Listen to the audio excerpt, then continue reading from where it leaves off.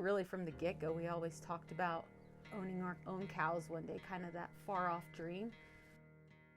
I can remember one night we just scribbled those dreams down on kitchen napkins. We had to figure out a way to stay in the business because it's changed so much over the years. So I kept looking at the numbers saying, we got to diversify if we're going to be able to keep these mother cows and stay a cow-calf operation, which is what we truly love. She came to me and she's like, why don't you let me try this thing? I've had this idea for a while and I see there's a few other people doing it, but why don't you let me try putting them in a box? And I was like, whatever, happy wife, happy life. let's do it. Well, even when we were in Chico, before we ever even had cows, I just thought it'd be cool to raise food to sell to other people who couldn't do that. And so when we had these calves, I was like, let me try it. I think I could sell them as, you know, direct to consumer ranch direct beef.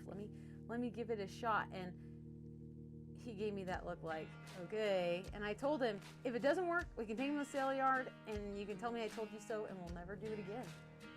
And those first 3 calves we took and we sold, and I think we sold out of that beef in about 6 weeks.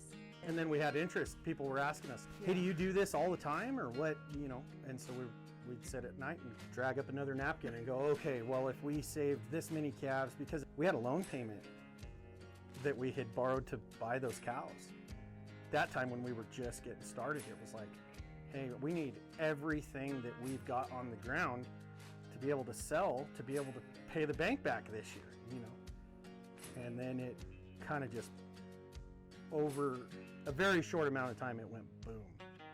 There were people that were super interested, people that were wanting to sign up, there were people that were wanting to be on a waiting list, and we were like, holy smokes, this is something here.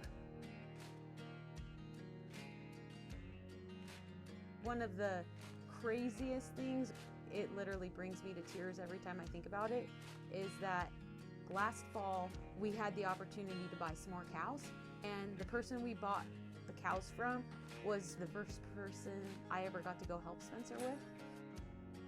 He had some rough, steep, brushy country, and he'd hire us out to gather for him a horseback and then process all of his cows and brand all of his calves once we got him to the home corrals.